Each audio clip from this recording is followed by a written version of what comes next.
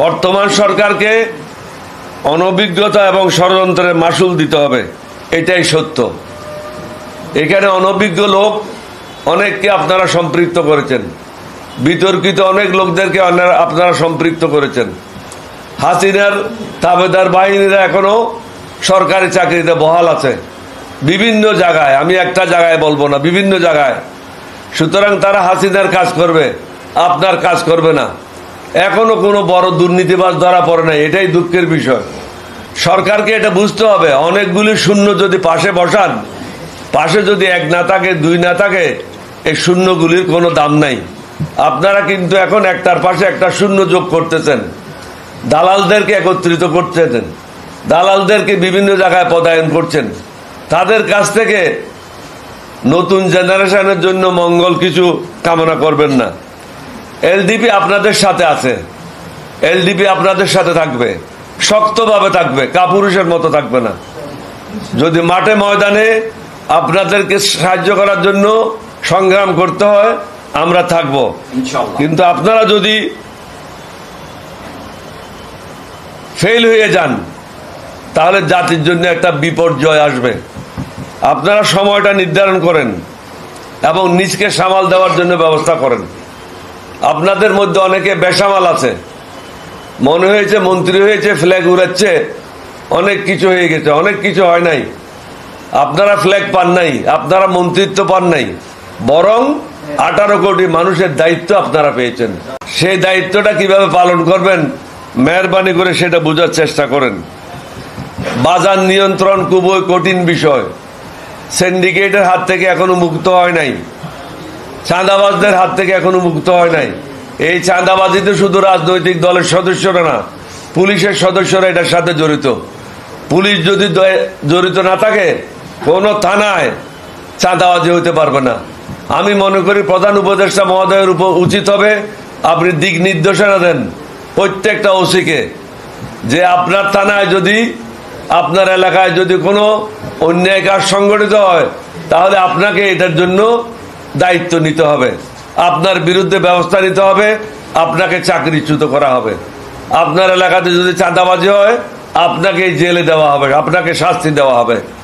এই ধরনের জবাবদিহিতা নিশ্চিত না করতে পারলে চাঁদাবাজদেরকে বন্ধ করা যাবে না।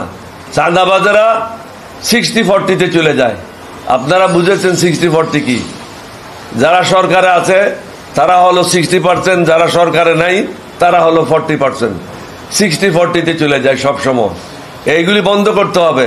পুলিশের পক্ষে এটা বন্ধ করা খুবই কঠিন বিষয় নয়। সবচেয়ে গুরুত্বপূর্ণ বিষয় হচ্ছে, এই সরকার এসেছে ক্ষমতায় প্রায় 3 মাস, জনগণের রক্ষিত টাকা ব্যাংকে আছে, কিন্তু আমি আমার টাকা উত্তোলন করতে পারছি না। এটার জন্য প্রধান উপদেষ্টা মহোদয় কি উত্তর দেবেন? আমার টাকা আমি পাচ্ছি না, কি কারণে পাচ্ছি না? তাহলে আপনারা 3 মাস কি কাজ করলেন? আমি যদি ব্যাংকে যাই, আমার প্রয়োজন 5 লক্ষ টাকা, আপনি আমাকে দিচ্ছেন 5,000 টাকা। এটা কি আপনি আমাদেরকে দক্ষিণে দিচ্ছেন না দান খয়রাত করছেন? আমার টাকাটা আমাকে ফেরত দেবেন, এটাতে এত সমস্যাটা কোথায়? আপনি এটা ব্যবস্থা নেন, জনগণের দুঃখ দুর্দশা বোঝার চেষ্টা করেন। আগামীতে রমজান মাস আসছে, এই সমস্যা আরো প্রকট আকার ধারণ করবে। এখন থেকে যদি পদক্ষেপ না নেন, তাহলে বাজার নিয়ন্ত্রণ করাও সম্ভব হবে না এবং মানুষের পকেটে পয়সাও থাকবে না, তার নিজের টাকা ব্যাংকের মধ্যে আটকে থাকছে। সিভিল প্রশাসন এবং পুলিশ প্রশাসন সম্বন্ধে আমি বলেছি, এখনো তারা টাকা নিচ্ছে। আমি নাম বলতে চাই না। একজন ওসি আমার বাসায় আসছে, তাকে জিজ্ঞাসা করলাম তোমার পোস্টিং কোথায় হয়েছে? বলে স্যার অমুক জেলায়। তো অমুক জেলায় পোস্টিং হয়েছে, কোন থানায় গেছো? বলে স্যার এসপির কাছে গেছিলাম, এসপিকে বললাম আমাকে একটা পোস্টিং দেওয়ার জন্য। তখন এসপি বলল 10 লক্ষ টাকা লাগবে। আমি ওকে বললাম এখনো কি টাকা লাগে? বলে স্যার আগে 40 লক্ষ টাকা লাগতো, এখন 10 লক্ষ টাকা লাগে। আপনি কোন ভূমি অফিসে যান, খতিয়ান নতুন হচ্ছে না, সাব রেজিস্ট্রারকে টাকা না দিলে হয় না। একজন সাব রেজিস্ট্রার আপনাদেরকে সার্ভে করে বাইর করতে হবে। ওসিদের কাছে, প্রত্যেকটা সাব ইন্সপেক্টরের কাছে একটা রিপোর্ট চান, আপনার কোথায় কোথায় ঘর আছে, এমন কোন ইন্সপেক্টর পাবেন না যার 2-3টা ফ্ল্যাট নাই। এই ফ্ল্যাটটা কোত্থেকে পেল? এগুলি বের করার দায়িত্ব কার? আপনাদের, অন্তর্বর্তীকালীন সরকারের। এটা কোনো কঠিন কাজ না। মিনিস্ট্রি থেকে একটা সার্কুলার জারি করা হবে, কার কাছে কয়টা ফ্ল্যাট আছে অনতিবিলম্বে সরকারকে অবহিত করো, এবং এই ফ্ল্যাটগুলি কিভাবে পেয়েছো, কিভাবে খরিদ করেছো তার বর্ণনা দাও। তাহলে আপনারা সঠিক তথ্যটা পেয়ে যাবেন। আগামীতে তারা আরো সজাগ হবে। কিন্তু এই ধরনের জবাবদিহিতামূলক কোনো পদক্ষেপ গত 3 মাস 3.5 মাস আমি দেখি নাই। আমি অনুরোধ করব ডক্টর মোহাম্মদ ইউনূস সাহেবকে, আপনি আমার খুব ঘনিষ্ঠ বন্ধু মানুষ, বয়সে আমি আপনার থেকে বড়। আপনার জন্ম 40 সালে, আমার জন্ম 39 সালে। আপনার সাথে আমার দীর্ঘদিনের পরিচয়, আমরা একসাথে অনেক সময় কাটিয়েছি। শক্ত হাতে ধরুন, না হলে ফসকে যাবে। এটাই হলো আমার শেষ বার্তা। শক্ত হাতে ধরুন, না হলে ফসকে যাবে, এবং আফসোস করার সময়ও পাবেন না। আমি হাসিনাকে বলেছিলাম, এই দেশে যে অন্তর্বর্তীকালীন সরকার হবে, এলডিপির পক্ষ থেকে আমরা 3 বছর 3.5 বছর আগে সবাইয়ের আগে বলেছিলাম। তখন কিন্তু আমাদের উপর অনেকে ক্ষিপ্ত হয়েছিল, কিন্তু আলটিমেটলি সেটাই হয়েছে। বাংলাদেশে আর নতুন ভাবে কোনো দালাল যেন সৃষ্টি না করে, বাংলাদেশের মানুষের সাথে মিলেমিশে তারা তাদের রাষ্ট্র পরিচালনা করবে, আমরা আমাদের রাষ্ট্র পরিচালনা করব। যার যেখানে সাহায্যের প্রয়োজন পড়বে আমরা একে অপরকে সাহায্য করব। তবে শত্রুতামূলক যে মনোভাব ভারত পোষণ করছে সেটা যেন অনতিবিলম্বে বন্ধ করা হয়।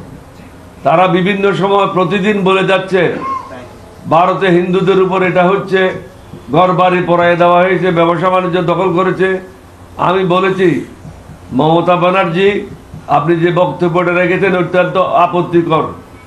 আপনার উচিত আগে মোদিকে বলে ভারতের প্রত্যেকটা রাষ্ট্রে জাতিসংঘের শান্তি মিশন ওখানে কায়েম করা। মুসলমানদের উপরে যে জুলুম হচ্ছে ভারতে, সেটা সচক্ষে যেন শান্তি মিশন দেখতে পায়।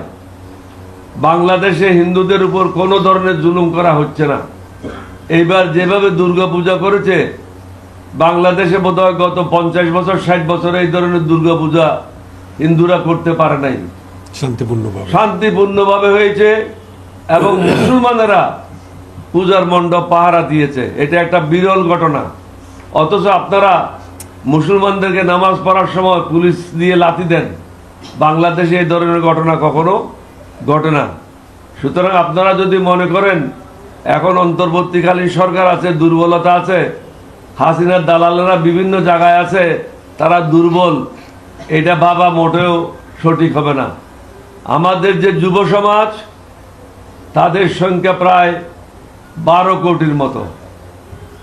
এই যুব সমাজ 12 কোটি হলো আমাদের সেনাবাহিনীর সদস্যদের মতো। বাংলাদেশকে সহজভাবে নেওয়া উচিত হবে না। বাংলাদেশ হলো 303 বুলেটের মতো, ছোট ছিদ্র করে ঢুকবে, বড় ছিদ্র করে বের হবে। সুতরাং যাই কিছু হচ্ছে আলাপ আলোচনার মাধ্যমে সমাধান করেন, এবং আপনাদের ইউটিউবারদেরকে বন্ধ করেন, বাংলাদেশের বিরুদ্ধে মিথ্যা প্রচারণা বন্ধ করেন। না হলে আমাদের পক্ষ থেকে আমাদের লোকদেরকেও আমরা বলবো তোমরাও ভারতের বিরুদ্ধে প্রচারণা শুরু করো। তাহলে কি হবে? 2 দেশের মধ্যে উত্তেজনা হবে।